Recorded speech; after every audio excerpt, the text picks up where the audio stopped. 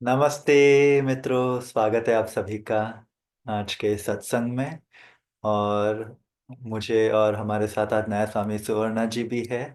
तो हमें बहुत आनंद आ रहा है आपके साथ इस सत्संग में इकट्ठा होने के लिए कि हम इस आने वाले वर्ष की शुरुआत अपने गुरु भाइयों के साथ ध्यान और सत्संग में गुरुओं के आशीर्वाद के साथ गहरा जा पाए। तो मैं इसी के साथ आप सभी का स्वागत करना चाहूँगा और सुवर्णा जी को निमंत्रित करना चाहूँगा कि वो हमें एक प्रार्थना और चैंट के साथ आगे लेके जाए आज के सत्संग में, जिसमें हम कई महत्वपूर्ण चीज़ें सीखेंगे जो हमें आगे आने वाले वर्ष के लिए ना केवल शुरुआत करने के लिए, लेकिन पूरे वर्ष को गहराई से कैसे उच्चतम स्तर पे हम बिता पाए उसके लिए हम चीज़ें सीखेंगे। अंत में ध्यान भी करेंगे, कुछ संगीत भी सुनेंगे। तो सुवर्णा जी को मैं आमंत्रित करूँगा। नमस्ते सभी को। अभी हम इतने अच्छे दोस्त हो गए, मुझे आमंत्रित करने की जरूरत नहीं, मैं घुस ही जाती हूँ कहीं पे बुलाया तो तो ये अपना ही हक की जगह है, हक का प्लेटफॉर्म है जहाँ पे हम सब साथ में मिलते हैं, गुरुओं की बातें करते हैं, एनर्जी लेते हैं, एनर्जी देते हैं, है ना। तो सभी का स्वागत। वर्ष का आखिरी दिन है और कल सुबह हम नए साल में जाने वाले हैं। तो एक प्रार्थना करते हैं, गुरु वंदना प्रार्थना, फिर और एक भजन करते हैं।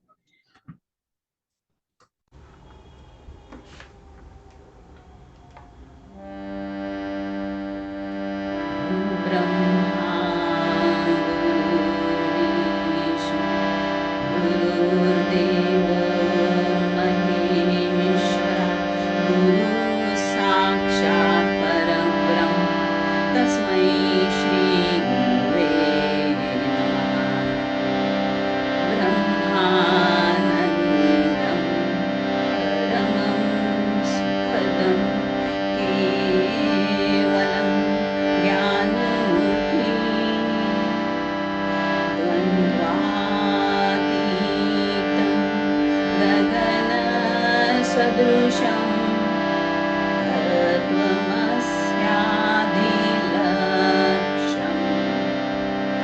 एकं नित्यं निर्मलं चलं सर्वधी साक्षीभूतम्, भावातीतं त्रिगुणरहितं, सद्गुरुं तं नमामि, सद्गुरुं तं नमामि। त्वमेव माता च पिता, पिता त्वमेव माता च पिता, त्वमेव त्वमेव बन्धु च सखा, त्वमेव त्वमेव विद्या द्रविणं, त्वमेव त्वमेव सर्वं मम देव देव, त्वमेव सर्वं मम देव देव।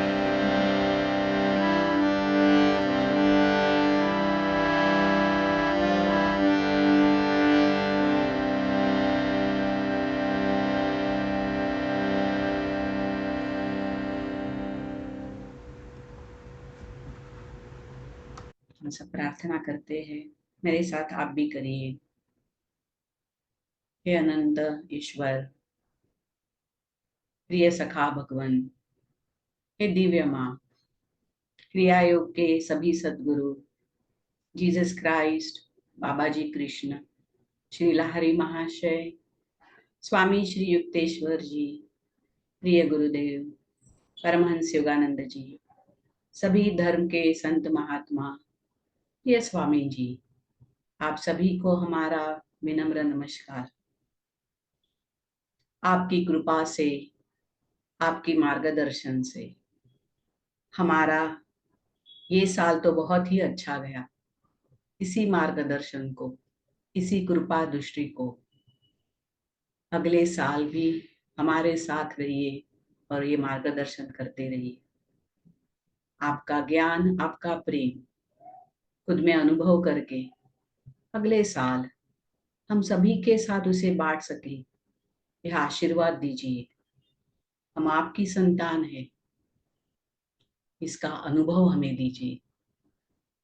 ओम शांति शांति शांति।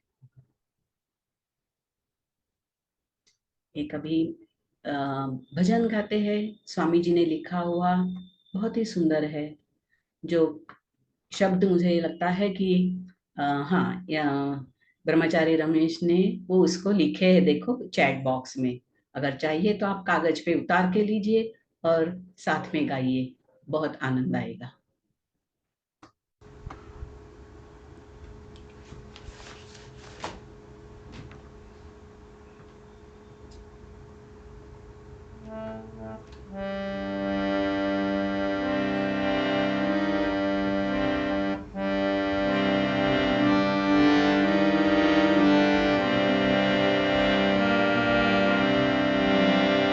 जब हो अंधेरा, जब हो संभ्रम, मैं तेरे मार्ग चलूं।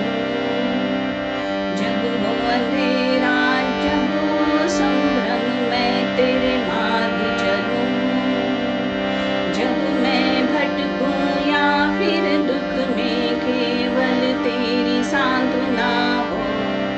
जब मैं भटकूं या फिर दुख में, केवल तेरी सांत्वना हो। तेरे संग प्रेम मेरा जीवन, मेरे सखा प्रियतम। तेरे संग प्रेम मेरा जीवन, मेरे सखा प्रियतम। जब हो अंधेरा, जब हो संभ्रम, मैं तेरे मार्ग चलूं। प्रभु मैं तेरे मार्ग चलूं। जब मैं भटकूं या फिर दुख में, केवल तेरी सांत्वना हो। तेरे संग प्रेम मेरा जीवन, मेरे सखा प्रियतम। तेरे संग प्रेम मेरा जीवन, मेरे सखा प्रियतम। जब हो अंधेरा, जब हो संभ्रम, मैं तेरे मार्ग चलूं। प्रभु मैं तेरे मार्ग चलूं। जब मैं भटकूं या फिर दुख में, केवल तेरी सांत्वना हो। तेरे संग प्रेम मेरा जीवन, में मेरे सखा प्रियतम। तेरे संग प्रेम मेरा जीवन, मेरे सखा प्रियतम। Lord, when in darkness, Lord, in confusion, always I follow thee. Lord, when in darkness, Lord, in confusion, always I follow thee. If I grieve or lose my way, only thou can comfort me. If I grieve or lose my way, only thou can comfort me. All I live for is to love thee, my eternal friend. All I live for is to love thee, my eternal friend. Lord, when in darkness, Lord, in confusion, always I follow thee. Lord, when in darkness, Lord, in confusion, always I follow thee. If I grieve or lose my way, only thou can comfort me. All I live for is to love thee, my eternal friend. All I live for is to love thee, my eternal friend. All I live for is to love thee, my beloved friend.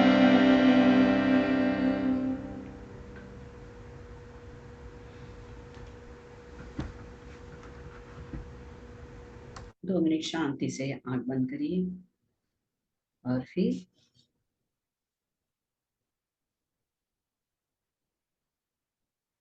Ramesh हमें मैं एक reading में लेके जाऊंगी सबको। 2 minute शांति से बैठे।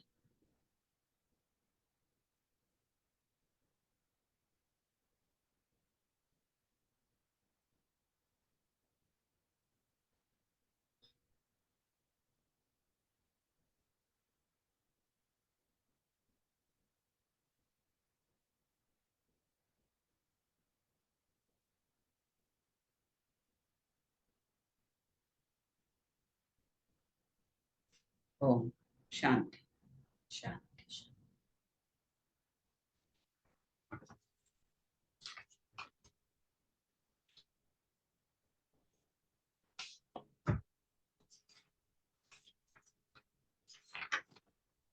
मैं मास्टर के गुरुदेव की एक कुछ अ, बातें उन्होंने कही थी, उनको सबको इकट्ठा किया है मैंने। और वो मैं अभी हम पढ़ेंगे और थोड़ा समझना भी चाहेंगे वो क्या कहना चाहते हैं। सब कुछ नए साल के अपने विचारों पर और किस तरह से हम नया साल गुजारे, इस पर लिखा हुआ है। बहुत ही सुंदर है। आराम से शांति से सुनिए।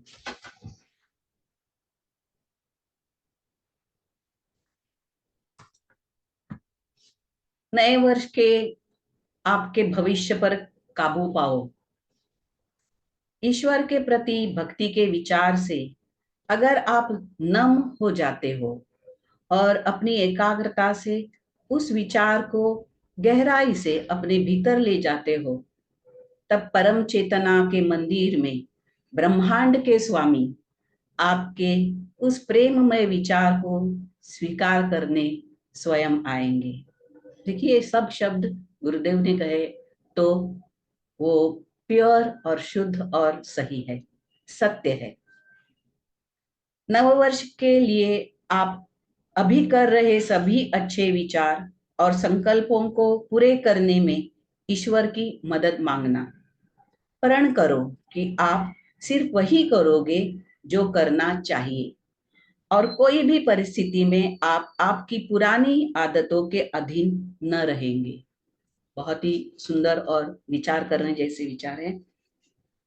इस जीवन में मैंने विविध परियोजना करने का धैर्य दिखाया, किंतु मेरे सभी यश का रहस्य था मेरी इच्छा शक्ति। मैं संपूर्ण सत्यता से कहूंगा कि भविष्य वो है जो तुम उसे बनाते हो। खुद का विश्लेषण करना। गत वर्ष के आपके अच्छे इरादों और उच्च आकांक्षाओं का क्या हुआ? प्रभावशाली इच्छा की कमी के कारण क्या आपने उन्हें मुरझाने दिया? इस नए साल में पुरानी गलतियों की पुनरावृत्ति न करने का पक्का इरादा करो। समय का उचित नियोजन करना। तय करना कि आप यंत्रवत नहीं बनोगे। आपकी आदतों के वह सच्चे आपकी आदतों की, एक मिनट, हाँ, तय करना कि आप यंत्रवत नहीं बनोगे। आपकी आदतों की वह सच्चे आनंद का मार्ग नहीं, तुम्हें बदलना ही होगा। सुधरने की एक धुंधली इच्छा पर्याप्त नहीं।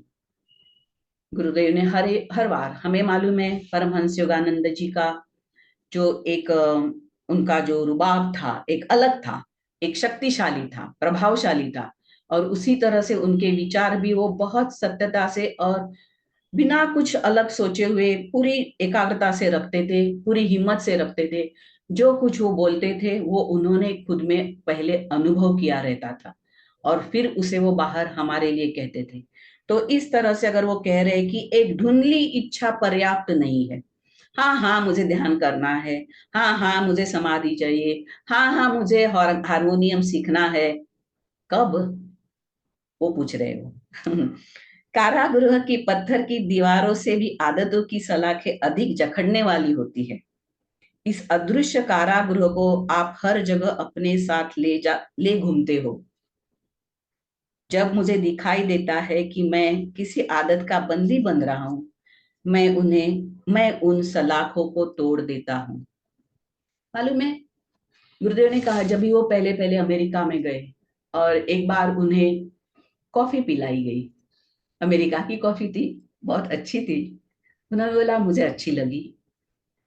फिर और अच्छी लगी, गुरु को अच्छी लगी तो भक्त सब वही देंगे ना, जो भगवान को अच्छा लगता है वही हम प्रसाद करके देते हैं। तो गुरु सामने है और उनको अगर कॉफी अच्छी लग रही है, ऐसा लग रहा है, तो सब जगह पे उनको कॉफी मिलने लगी। और एक बार वो कहीं गए, उनको कॉफी नहीं मिली, और बोलते कि मेरे मन ने कहा अरे आज कॉफी नहीं मिली। और तुरंत बोले कि मैंने तुरंत पकड़ा मेरे विचार को, और उनका नो मोर कॉफी, अभी कभी कॉफी नहीं, मतलब उसके बाद में मैंने कभी कॉफी नहीं पी। सी मीन्स हम आदतों की सलाखों में नहीं अटके। इस तरह से उन्होंने हर एक चीज को अपने लाइफ में दिखाया, और जिंदगी में उन्होंने दिखाया किस तरह से करना है, और फिर उन्होंने उसका वक्तव्य भी किया। तो आगे क्या कहने वाले हैं इसका, मानवीय मन लचीला होता है। आप प्रयत्न नहीं करते, अन्यथा अनचाहे वृत्तियों पर आप काबू पा सकोगे। इस वर्ष में यह प्रयत्न करना। खुद को दुर्बल न समझो। क्षमता में आप ईश्वर के सुपुत्र हो। आपको कुछ भी पाने की नहीं, बस केवल समझने की जरूरत है।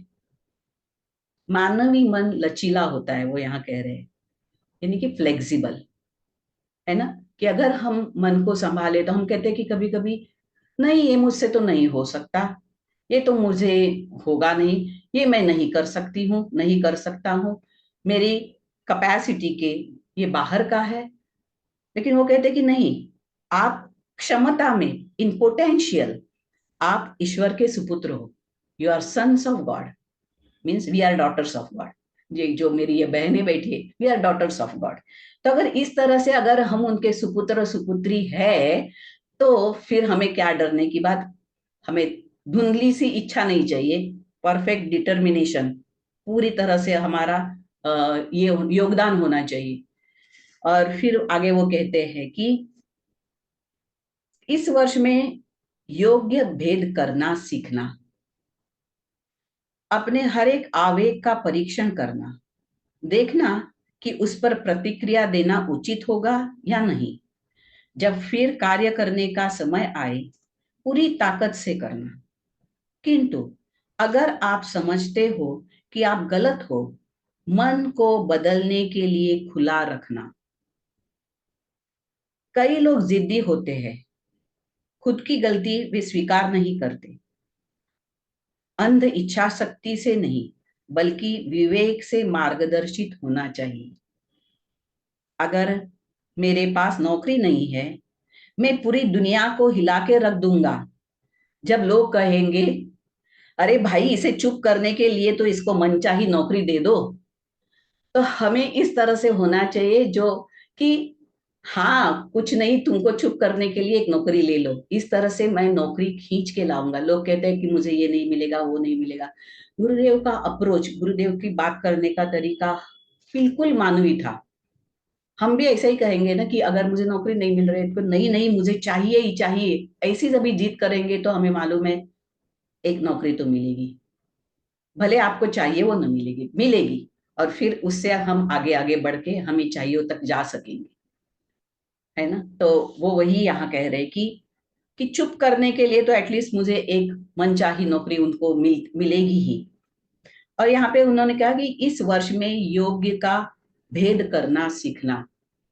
हमें मालूम है योग्य का भेद करना मीन्स हार्ट क्वालिटी तो हमें भावना सिखाती है, लेकिन भेद करना हमें यहाँ से इन दोनों का जब एक ये हो जाएगा, मिलाप हो जाएगा, अच्छी अच्छी तरह से पॉजिटिव सकारात्मक मिलाप हो जाएगा, तो हमें मालूम है कि योग्य भेद करना, क्या सही है क्या गलत है, इस वक्त मैंने क्या करना चाहिए नहीं करना चाहिए, वो हम सीखेंगे।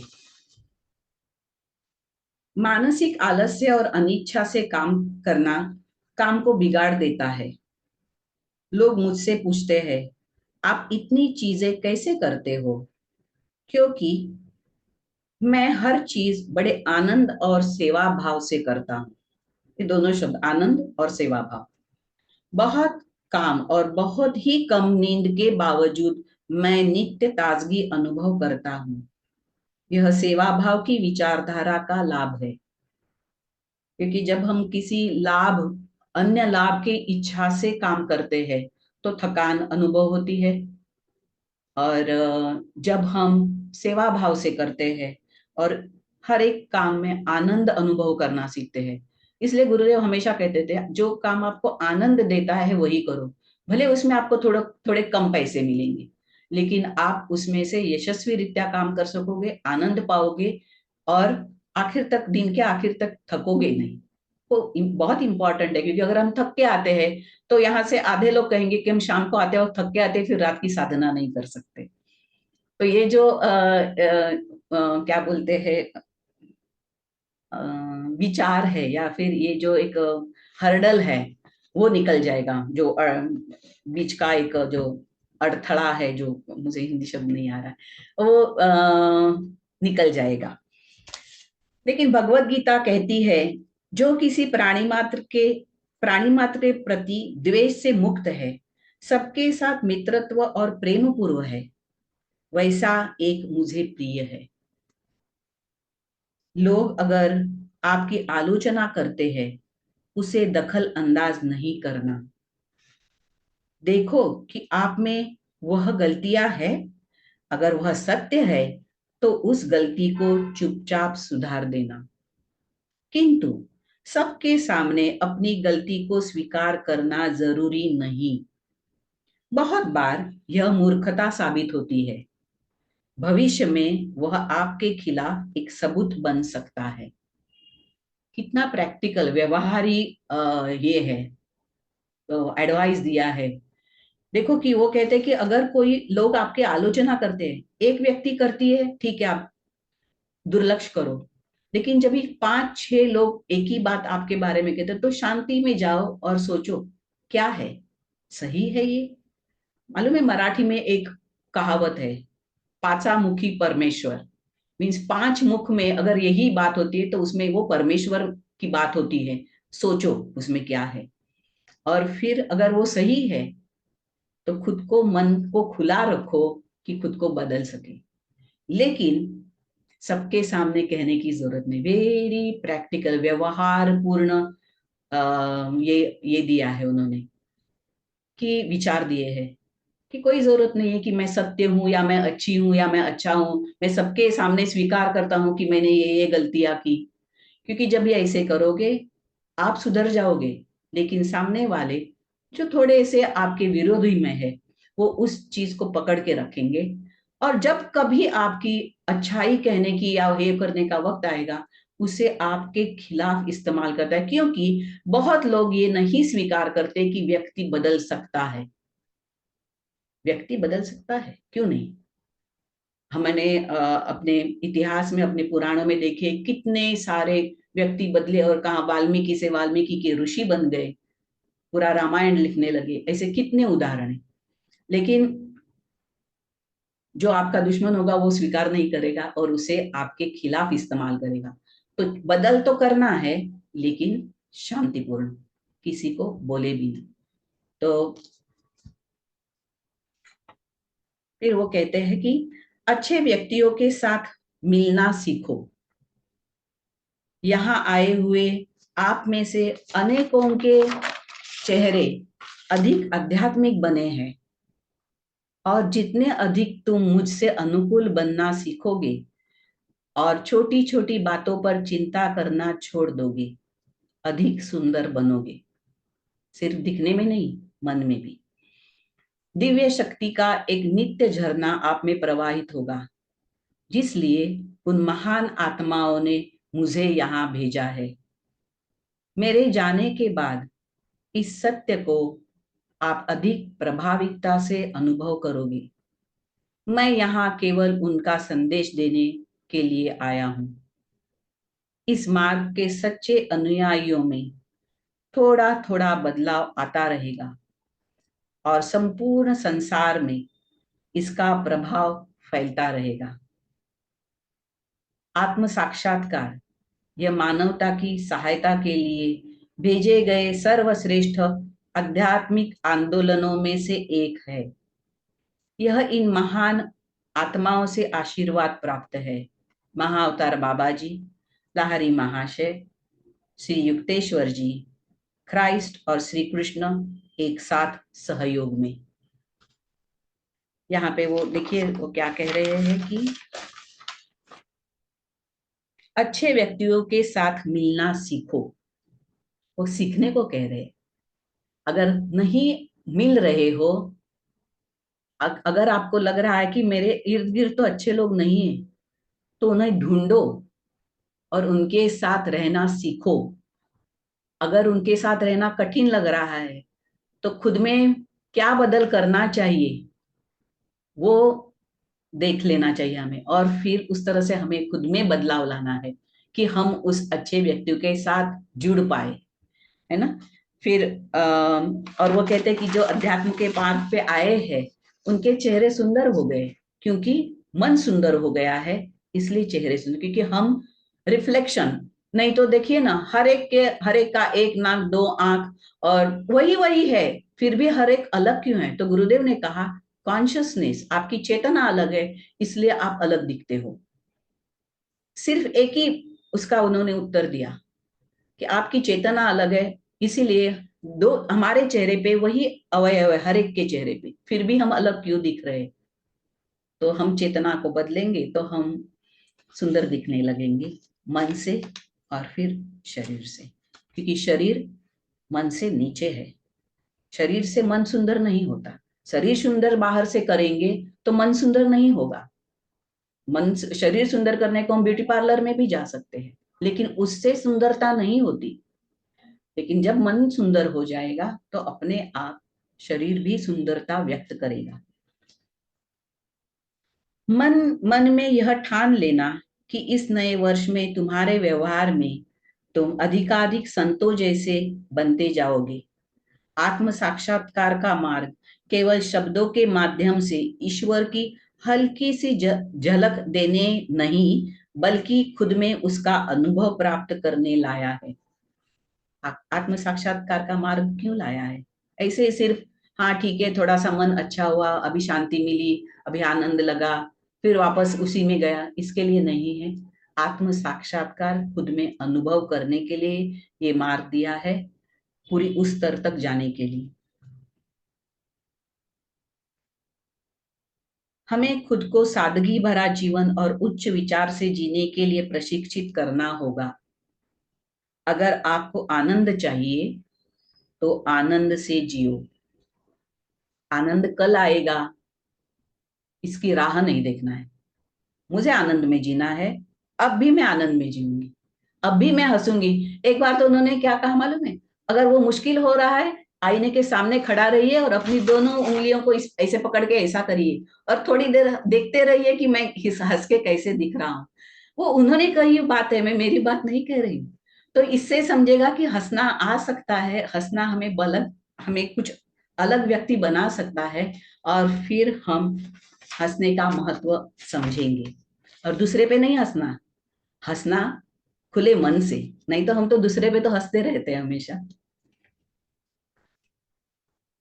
अभी वो कहते हैं सर्वोत्तम संकल्प, ईश्वर को अधिक समय दोगे। संकल्प करना कि आप नियमित क्रिया का सराव करोगे और आपकी भूख और भावनाओं का संयमन करोगे। नियमित और सप्ताह में एक रात बहुत घंटे तक ध्यान साधना करोगी, जिससे आप ईश्वर में आपकी आध्यात्मिक उन्नति अनुभव करोगे।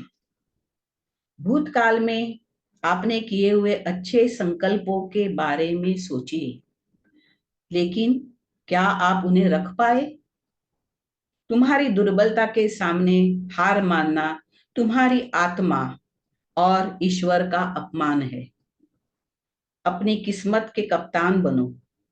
खतरा और आप दोनों ने साथ जन्म लिया, और आप बड़े बंधु हो, खतरे से भी अधिक खतरनाक। हिम्मत ना हारना, यहाँ तक उन्होंने कहते हैं। और फिर इसके बाद में उन्होंने प्रार्थना दी है और वो कहते हैं मेरे साथ प्रार्थना करो। हम सब करेंगे अपनी अपनी जगह पे। आप जहां हो, मैं प्रार्थना उनकी पढ़ रही हूँ, आप दोहराते जाइए।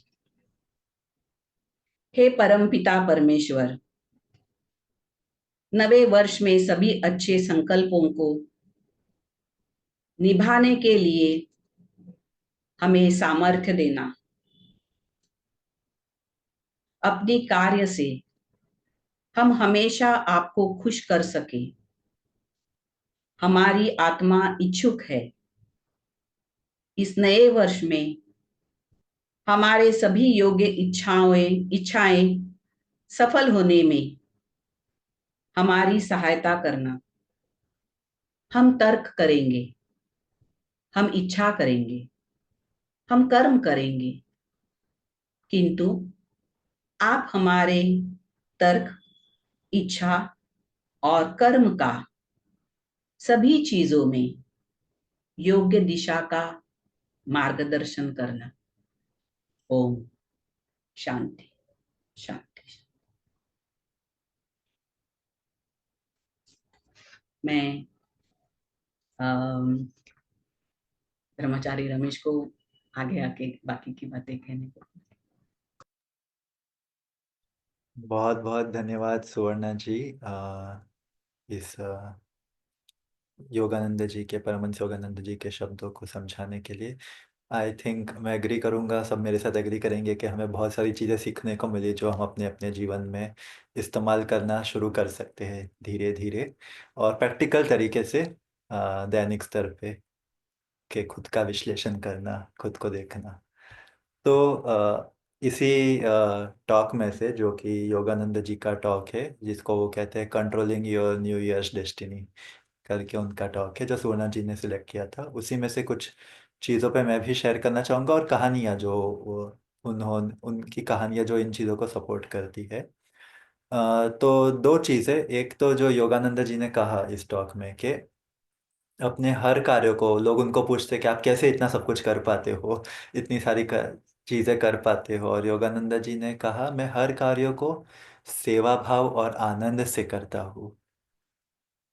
और वो ये कहते हैं फर्क नहीं पड़ता हम क्या कर रहे हैं, लेकिन किस एटीट्यूड के साथ, किस मनोवृत्ति विचारधारा के साथ कर रहे हैं। ये बहुत महत्वपूर्ण बात है, हम सभी ने सीखा है, इसी को कर्मयोग कहते हैं। ये नहीं कि हम क्या कर रहे हैं, लेकिन कैसे कर रहे हैं, किस भाव से कर रहे हैं। और क्यों मैं ये बताना चाह रहा हूँ, क्योंकि सभी का कुछ ना कुछ मन में एक योजना होगी आने वाले वर्ष के लिए कि मैं ये करना चाहता हूँ, वो करना चाहता हूँ। तो ये नहीं कि क्या करना चाहते हम, लेकिन ये कि कैसे करें इन चीज़ों को। और योगानंद जी ने कहा कि वो कैसे कर पाते थे इतनी सारी चीज़ों को, सेवा भाव और आनंद के साथ। योगानंद जी ने दूसरी जगह पे कहा है कि बहुत सारे व्यक्ति या तो निराशा में जीते हैं इतिहास की, या तो शंका में जीते हैं भविष्य की, कि क्या होगा या क्या हुआ, और उसी में उलझे रहते हैं। बहुत कम लोग इसी क्षण में रहते हैं और इसी क्षण में रह के आनंद को अनुभव करते हैं। योगानंद जी ने कहा बहुत कम लोग ऐसे करते हैं जो ये कर पाते हैं कि इसी क्षण में मैं रहूंगा, पहले से इतना ही काम कि इस क्षण में आ जाइए, अपने आप आपको आनंद महसूस होना शुरू हो जाएगा। अगर हम सोचेंगे नहीं भविष्य का या इतिहास का, फिर इस क्षण में उस आनंद को लाएंगे सचेत रूप से, कि अगर आप आनंद चाहते हैं तो आनंद लाइए, जो कि उनका दूसरा वाक्य था जो सुवर्णा जी कह रहे थे, अपने मु- चेहरे को मुस्कुराना। सभी के वीडियो बंद नहीं, तो आप भी वीडियो ऑन करके कर सकते हैं इस चीज को, हम सभी सुंदर व्यक्तियों को देखेंगे। लेकिन आनंद आता है जब भी हम मुस्कुराते हैं ना, तो मुस्कुराइए, खुद के लिए नहीं, दूसरों के लिए भी। तो हर कार्य में, छोटा बड़ा जो भी कार्य हो, उसको आनंद के साथ करें, सेवा भाव के साथ करें, तो हम बहुत कुछ कर पाएंगे और थकेंगे भी नहीं। योगानंद जी का एक शिष्य था, उसकी ये कहानी थी कि उसको एक काम दिया गया था कि हर सुबह उठ के एक पहाड़ जैसी जगह पे चढ़ना, पानी भरना, वापस आना, पानी देना। उसको जरा भी नहीं पसंद था, उसको हर दिन वो करना पड़ता था, हर दिन वो करना पड़ता था।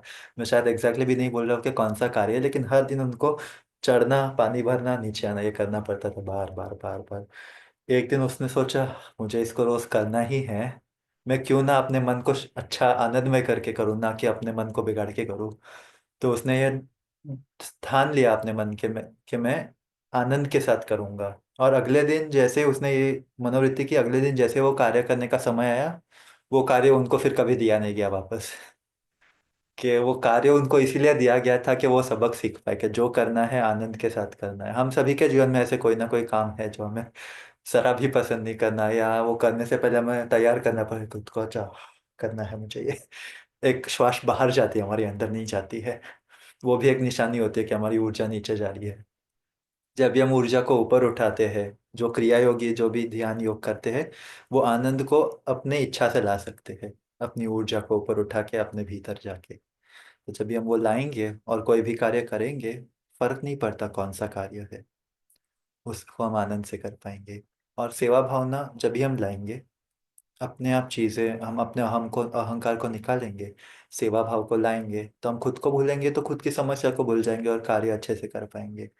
ना स्वामी क्रियानंद जी कहते हैं, get your self out of the way, खुद को अपने रास्ते से बाहर हटाइए अपने लक्ष्य तक जाने के लिए। और यही चीज जो भी व्यक्ति अपने जीवन में महान कार्य कर पाते इसीलिए कर पाते हैं कि वो खुद को हटाते हैं, एक दिव्य शक्ति के माध्यम बन जाते हैं, आनंद और सेवा भाव के साथ करते हैं। तो एक कहानी है इसमें। ये कहानी सभी, दो कहानी मैं प्रयास करता हूँ कहने का, और सभी ने सुनी होगी, लेकिन ये हमें थोड़ा सोचने पे, आ, सोचने की दिशा में लेके जाएगा। तो एक कहानी है, एक योगानंद जी कहते हैं, एक गुरु थे और उनके एक शिष्य थे। और आश्रम में उस शिष्य को गुरु ने एक काम दिया था कि रोज गांव में जाना और गांव से लकड़ी लाना, आश्रम के भोजन कक्ष किचन में उसका इस्तेमाल करने के लिए। तो रोज ये व्यक्ति जाता था गांव में, लकड़ी काटता था लाता था, रोज ये लाता था लकड़ी काटता था लाता था, यही काम था उसका आश्रम में। तो वो ये रोज करता था बिना सोचे। और एक बार ऐसे ही ये कार्य कर रहा था, एक बार ऐसे ही इसने लाया इन लकड़ी के बंडल को, रखा आश्रम के आसपास। और जैसे ही वो नीचे गया लकड़ी, उसने देखा वो दो लकड़ी के बीच में उसका बाल अटक गया था। और उसने अपने बाल को देखा, वो ग्रे हो चुका था, सफेद हो चुका था। वो व्यक्ति एक युवान से वृद्ध, बड़ी उम्र की दिशा में बढ़ चुका था। और उसको एहसास हुआ ये देख के कि अरे इतने वर्ष बीत गए, और इतने वर्षों में मैंने केवल यही कार्य किया, लकड़ी लाना आश्रम में। और विचार करने लगा वो कि इतना समय बीत गया, और इतने सालों में जो मेरी आकांक्षाएं थी, जो मेरी अपेक्षाएं थी, ये ज्ञान प्राप्त करना, ये चेतना का विस्तार करना, ये अनुभव प्राप्त करना, ये तो मैंने कुछ नहीं किया। मैंने केवल इसी कार्य में अपने जीवन के वर्ष बिताए हैं। और ऐसे ही सोचते सोचते वो थोड़े निराश होने लगे, और उनके आंख से एक आंसू टपकने लगा। और जैसे ही वो आंसू गिरने वाला था, तुरंत आश्रम से बाहर आए उनके गुरु, और उन्होंने उस आंसू को पकड़ लिया। और उसके गुरु ने उसको समझाया, तुम जानते नहीं कि तुम जैसे निष्ठावान, एक वन पॉइंटेड कंसंट्रेशन जो कहते हैं, एक दिशा में एकाग्रता से कर्म करने वाले व्यक्ति आ, के आंसू अगर जमीन पे पड़ गए तुम्हारी जैसी भावना वाले व्यक्ति की, तो कई वर्षों तक इस गांव में अकाल पड़ जाता, फेमाइन आ जाता। क्योंकि उस व्यक्ति ने बिना खुद के बारे में सोचे, सही भाव से, सही मनोवृत्ति से एक ही कार्य को दिन प्रतिदिन करते गए करते गए करते गए। और वो एक बहुत पवित्र कार्य था। और फिर उनके गुरु ने उस बड़ी उम्र के व्यक्ति को, वृद्ध व्यक्ति के आज्ञा चक्र पे आशीर्वाद दिया, और तुरंत उनके अंदर से चेतना का विस्तार हुआ। उन्होंने उस ज्ञान को, उस अनुभव को, उस चेतना के विस्तार को, उस दिव्य आनंद को प्राप्त किया जिनकी वो अपेक्षा कर रहे थे इतने वर्षों से। और उसने उन्होंने प्राप्त किया उसको, ध्यान करके नहीं, जो उनके गुरु ने कहा था वो करके। तो वो रहस्य था उनके लिए, उनके जीवन में हर व्यक्ति के लिए क्या कार्य है वो हम नहीं जानते, वो उनके गुरु ईश्वर उनके लिए निर्धारित करते हैं। और अ, होगा यही कि वो कार्य हमें पसंद नहीं आएगा शुरू में। ऐसे ही कार्य हमें दिए जाते हैं, पसंदीदा सा कार्य हमें दिए नहीं जाते। ऐसे कार्य दिए जाते हैं जो हमें पसंद नहीं, क्योंकि उसमें कुछ ना कुछ सीखना होता है, हमें उसको पसंद करना सीखना पड़ता है। कि स्वामी क्रियानंद जी को योगानंद जी कहते थे, तुम्हें इस जीवन में लेक्चर करना है, राइटिंग करना है। स्वामी जी बोलते थे कि उनको तो भक्ति करना था, उनको तो भजन करना था, लेकिन योगानंद जी ने कहा था तुम्हें ये करना पड़ेगा, you better learn to like it, तुम्हें सीखना पड़ेगा इसको पसंद करना। और एक बार स्वामी जी ने रेजिस्ट किया, तो योगानंद जी ने कहा था, लिविंग फॉर गॉड इज मार्टियरडम, कि ईश्वर के लिए जीना यानी मार्टियरडम का मतलब है वीर गति को प्राप्त करना। अपना अपने अहम को समर्पित कर देना ईश्वर को। तो उस व्यक्ति को उसके गुरु ने जो कार्य दिया था वो सही मनोवृत्ति से कर करके वो मुक्त हो गए। तो वो एक बहुत महत्वपूर्ण बात है जो मैं शेयर करना चाहता था कि आने वाले वर्ष में भी हो सकता है हमारी कोई योजनाएं हो सकता है हमारे कोई कार्य हो जो हमने सोचा है, और ईश्वर हमें कुछ और कार्य दे देते करने के लिए। हमें क्या करना है? आनंद के साथ, सेवा भाव के साथ। और आनंद बहुत इंपॉर्टेंट है, ठीक है। कई बार हम आध्यात्मिक शिक्षाओं को सुनते हैं और होता क्या है, शिक्षा तो समझ में आती है लेकिन करते समय हमारा मन एकदम गंभीर हो जाता है, अच्छा मुझे इच्छा शक्ति लगानी है। लेकिन हमारा मुंह की जो मुस्कान थी जो योगानंद जी बोल रहे थे वो हट जाती है। तो उसको लाना बहुत जरूरी है। उसके लिए और एक कहानी। तो योगानंद जी बालपन में एक बार सोच रहे थे मुझे कभी ना कभी 7-8 घंटे तो वो डेली साधना कर रहे थे, लेकिन वो सोचे थे मुझे कभी ना कभी लंबा ध्यान करना है, लंबा ध्यान करना है। कुछ ना कुछ काम आ जाता था, लंबा ध्यान होता नहीं था। 12 महीने बीत गए। एक जन उन्होंने कहा मैं करूंगा ही लंबा ध्यान। तो वो बैठे, गहरे हृदय के शक्ति से, प्रेम से, भक्ति के साथ उन्होंने लंबा ध्यान किया 48 घंटों का। और उस ध्यान से वो इतना गहरा उनका ध्यान था, ईश्वर के साथ समर्पण था, कि वो समाधि की अवस्था में चले गए थे। और लगभग उनका शरीर भी इतना हल्का हो गया था कि वो जमीन से ऊपर उठने लगा। फिर वो ध्यान से बाहर आए क्योंकि जितना वो रहना चाहते थे उनको मालूम था कि संसार में थोड़ी देर के लिए आना पड़ेगा वापस। तो उस ध्यान अवस्था से बाहर आए। और उनका जो कमरा था एटिक, उससे सीढ़ियों से नीचे आ रहे थे। एक व्यक्ति को उन्होंने देखा, बहुत वर्षों से उनके पीठ की तकलीफ थी, उन्होंने बस उसको छुआ, उनका तकलीफ चला गया। फिर वैसे ही कुछ कहा नहीं, उन्होंने छुआ, उनकी तकलीफ चली गई। फिर वापस वो नीचे आ रहे थे। और उनका परिवार अपना रात का भोजन करने के लिए इकट्ठा बैठे थे। और वहां पे ही योगानंद जी आनंद में थे। तो उन्होंने कहा चलो एक हम चीज करते हैं। और उन्होंने, उनके परिवार वाले थे कि उन्होंने कुछ कहा नहीं कि वो 48 घंटे ध्यान कर रहे थे। उनको मालूम था मुकुंदा ऐसी सारी चीजें करते रहते हैं, उनको आदत थी इस चीज की।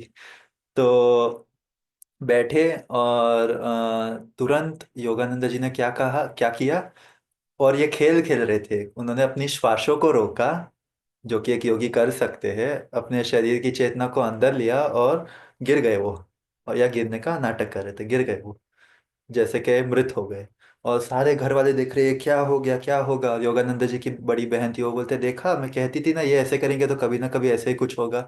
और योगानंद जी सुन रहे थे, वो भले ही मृत नाटक कर रहे थे, वो सुन रहे थे कि सभी उनके बारे में अच्छा अच्छा कह रहे थे। जब भी मर जाते कोई तो लोग कहते ना कि ये ऐसे थे ये वैसे थे। तो योगानंद जी, हम सभी को लगेगा बहुत सीरियस बात है लेकिन उनके लिए ये आनंद की बात थी। तो वो ऐसे मृत हो गए। एक डॉक्टर को बुलाया गया, डॉक्टर ने चेक किया और उन्होंने घोषणा करी कि इनकी मृत्यु हो चुकी है। और सभी दुखी थे, सभी उनकी बातें कह रहे थे। और उस घर में एक मेड माँ, कहते हैं मेड माँ, जो सेवा करती थी उस घर में, जिनका मुकुंदा के साथ हमेशा लड़ाई हुआ करता था क्योंकि मुकुंदा बार बार अपने मित्रों को लाते थे घर में और वो कहते थे तुम क्यों लाते हो सभी को, मुझे ज्यादा काम करना पड़ता है। तो मेड माँ भी देख रही थी और हमेशा झगड़ा होता था मुकुंदा और उस मेड माँ का। लेकिन जैसे ही मुकुंदा ने शरीर छोड़ा तो मेड माँ ने कहा ओ अब मैं किससे झगड़ा करूंगी, दुख में कहा। और मुकुंदा ने आंखें खोली, हाँ हाँ तुम झगड़ा करोगी। और तुरंत उसने देखा कि ये नाटक कर रहा था। उन्होंने कहा मुझे मालूम था तुम नाटक कर रहे हो। फिर वो झाड़ू लेके भागे उनके पीछे उनको मारने के लिए। और मुकुंदा भी भागे। ये कहानी मैं क्यों बता रहा हूँ? आनंद के लिए, कि वो समाधि में गए और समाधि से बाहर आए। और लोग सोचते कि कोई व्यक्ति समाधि में जाएगा, गहरे ध्यान में जाएगा, वो एकदम गंभीर बन जाएगा, हर शब्द उनका ज्ञान का निकलेगा, उनका व्यवहार सबसे अच्छा होगा एकदम, मतलब स्कूल में जो सबसे अच्छे बच्चे होते हैं वैसे। ईश्वर वैसे कार्य नहीं करते हैं वो हम सोचते हैं। योगानंद जी ने वो शरारत क्यों की? दिव्य आनंद को व्यक्त करने के लिए। और हो ना हो उस घर में सभी व्यक्ति को कुछ ना कुछ सीखने को मिला उस दिन, जैसे हम सीख रहे हैं। तो स्वामी क्रियानंद जी जब ये कहानी बताते हैं तो वो कहते हैं कि मैं थोड़ा टाइम से लेट चल रहा हूँ, लेकिन स्वामी गृहानंद जी जब ये कहानी कहते हैं तो वो बताते हैं कि हम सभी सोचते हैं, कई बार क्रिश्चियनिटी में लोग सोचते हैं gentle Jesus meek and mild, के जीसस क्राइस्ट जो थे वो एकदम विनम्र थे, एकदम शांत थे, हमेशा अच्छी बातें करते थे। लेकिन योगानंद जी ने कहा नहीं, वो तीव्र शक्ति के संत थे। और कई महान संत दिव्य शक्ति के भी होते हैं और दिव्य आनंद के भी होते हैं। और ईश्वर तक जाने के लिए, महान कार्यों के करने के लिए आपको वही शक्ति, वही आनंद लगेगा जो संसार के नियमों से बंधा नहीं होता है। वो तो हम बांधते ना, जैसे स्वर्णा जी कह रहे थे, हमें बांधना नहीं खुद को आदतों से। तो आने वाले वर्ष के लिए मेरी तरफ से यही है कि आप जितना हो सके जो भी करें, सेवा भाव के साथ करें, आनंद के साथ करें, और अपने बंधनों को आनंद के साथ हटाए, दिव्य शक्ति के साथ। मैं एक चैंट करूंगा अभी, फिर हम एक स्वामी क्रियानंद जी का संगीत सुनेंगे। इंग्लिश में वो संगीत है, मैं उसका हिंदी एक्सप्लेनेशन पोस्ट करूंगा ताकि आप उस संगीत के मतलब को समझ पाए। और फिर हम ध्यान में जाएंगे उसी आनंद के साथ, आशा करता हूँ। ठीक है। तो रमेश, ब्रह्मचारी रमेश, मैं सबकी तरफ से आपका अभिनंदन और ये करती हूँ कि सच्ची में आपने हमें आनंद दिया, जो इतना सब साथ में रहे और ये किया। Thank you, very nicely explained. धन्यवाद। तो मैं छोटा चैंट करूंगा, पहले लंबा करने वाला था लेकिन हमें ध्यान भी करना है तो नहीं कर सकते हैं हम। 8:30 तक हमारा आज का सत्संग है, तो हम ध्यान करेंगे 8:30 तक। अभी हम चैंट करेंगे, सभी को मालूम है ईश्वर से प्रेम में कैसे करूँ, हर एक श्वास के साथ। जैसे एक अग्नि जला दे एक वन को, जला दो मेरे कर्म, प्रेम खोज सेवा पूजा। क्यों? क्योंकि आने वाले वर्ष में हर कार्य कैसे करेंगे, उन्हीं भावों के साथ में। तो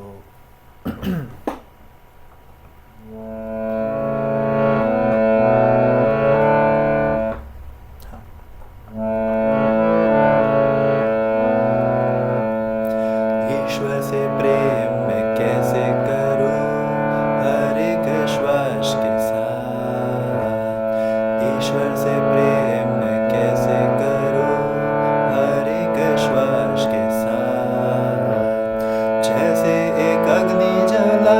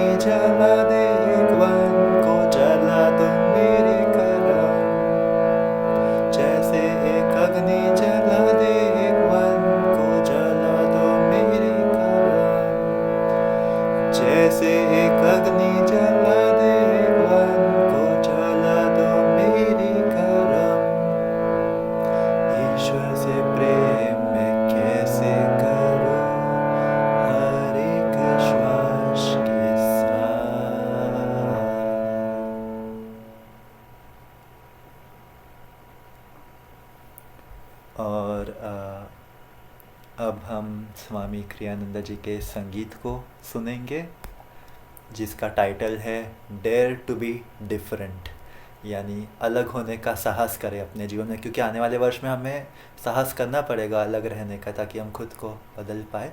तो इंग्लिश में पहले मैं उसके शब्द पोस्ट करता हूँ, आई होप, नहीं तो मैं कैलाश जी की सहायता मांगूंगा। अच्छा, इंग्लिश में पोस्ट करते हैं, फिर हिंदी में भी, लेकिन बहुत शक्तिशाली संगीत है ये,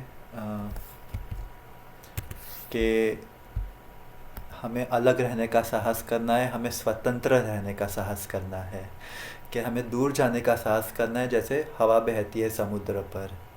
हमें एक पंछी की तरह उड़ना है जो हवा में उड़ता है ऊंचा, कि अपने साहस में हमें शक्तिशाली रहना है, भले ही दूसरे निराश हो जाए। मैं हिंदी में पोस्ट करता हूँ, कभी क्रोध से नहीं, कभी जल्दबाजी में नहीं, कभी अहंकार में नहीं, कभी निराश होके नहीं। स्वतंत्रता हमारी कब होगी? जब हम दूसरों को स्वतंत्रता देंगे, सभी को स्वतंत्रता देंगे, तो हम स्वतंत्रता स्वतंत्रता से, मुक्ति से जी पाएंगे। भले ही बड़े पर्वत क्यों ना आए आसमान को छूते हुए, जो हमें कहे कि स्वप्न उतने ऊंचे नहीं हो सकते हैं, उनको भी चढ़ने का प्रयास करें। जब तक हम प्रयास करते रहेंगे तब तक कभी हमें असफलता नहीं मिलेगी। और फिर वही, साहस करे अलग होने का, साहस करे स्वतंत्र होने का। मैं हिंदी में बताने का प्रयास कर रहा हूँ, लेकिन इंग्लिश में वो उसका मतलब बहुत शक्तिशाली है, तो दोनों हम समझेंगे। ठीक है। और स्वामी जी का संगीत है, तो इसके स्पंदन भी वही हमें जताएंगे जितना हम उसको समझेंगे। ठीक है, तो हिंदी में भी मैंने उसका अर्थ पोस्ट किया है, और हम सभी सुनेंगे इसको, फिर ध्यान में लेके जाएंगे उसी ऊर्जा को, और नए वर्ष में भी लेके जाएंगे उसी ऊर्जा को।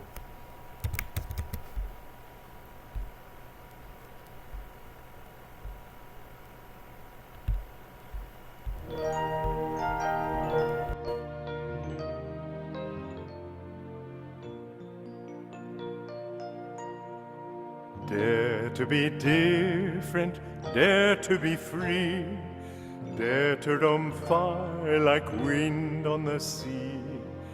Fly like a gull, soar high on the air, be strong in your courage when others despair. Never in anger, never in haste, go without pride, be never abased.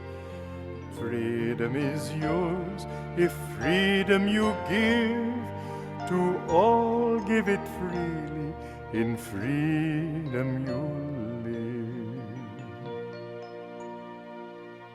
Mountains that stand up tall to the sky tell us no dreaming is ever too high. Dare to defy them, brave that high peak. You'll never know failure if victory you seek.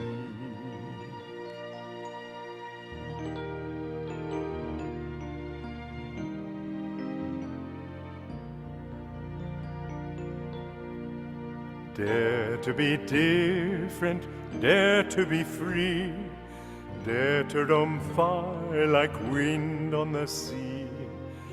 Fly like a gull, soar high on the air, be strong in your courage when others despair.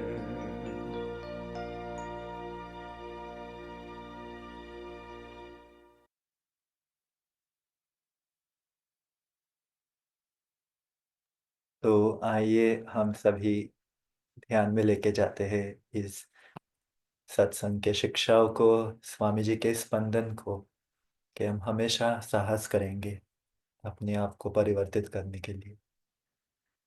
आप अपने शरीर को 2-3 बार कस के शिथिल कर सकते हैं, फिर जो भी तकनीक आप अभ्यास करना चाहे करिए। हम 8:30 तक ध्यान करेंगे।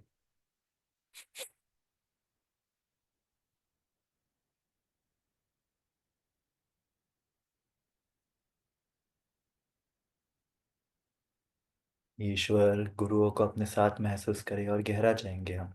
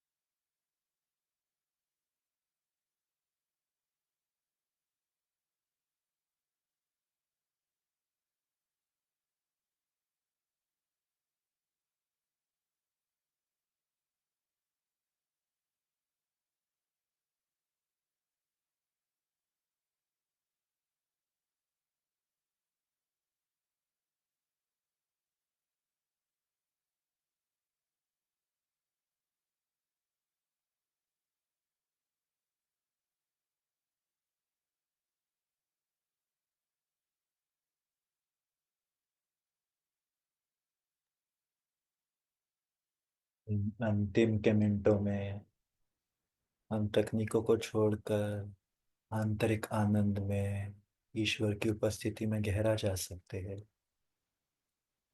कि वो हम सभी की चेतना को विस्तारित करे आने वाले वर्ष के लिए, हमें दिव्य आनंद और प्रेम से पूर्ण करे।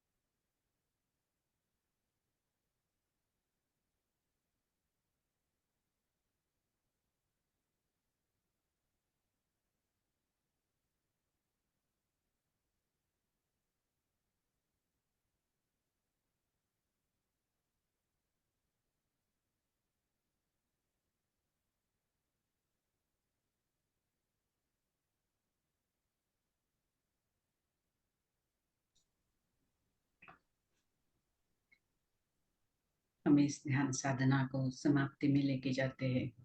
अपनी नजर को कुटस्थ में बना के रखें, उस बिंदु पर सभी गुरु बंधु,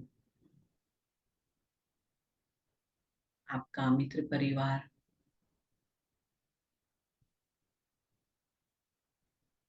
सभी आध्यात्मिक शिक्षाएं,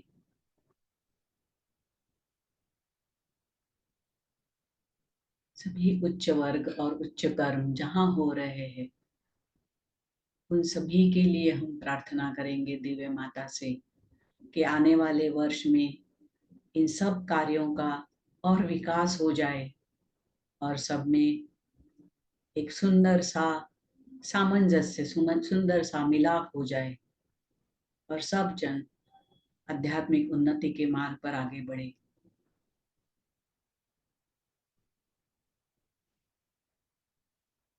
एक साथ प्रार्थना करते हैं। आप भी मेरे साथ जुड़िए। हे दिव्य माँ, आप सर्व साक्षी है, आपके सभी बच्चों में स्थित हो। आपकी आरोग्यदायी उपस्थिति को सभी के शरीर से, सभी के मन से और सभी के आत्मा से प्रकट करो।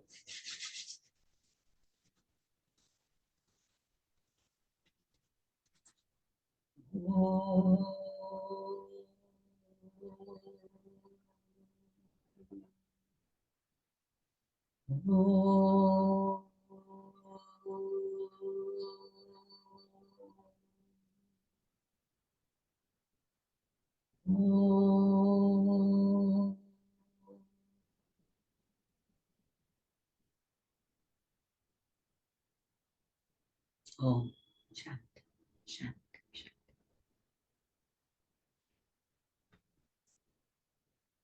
सबका धन्यवाद, इतनी अच्छी तरह से हम जुड़ गए।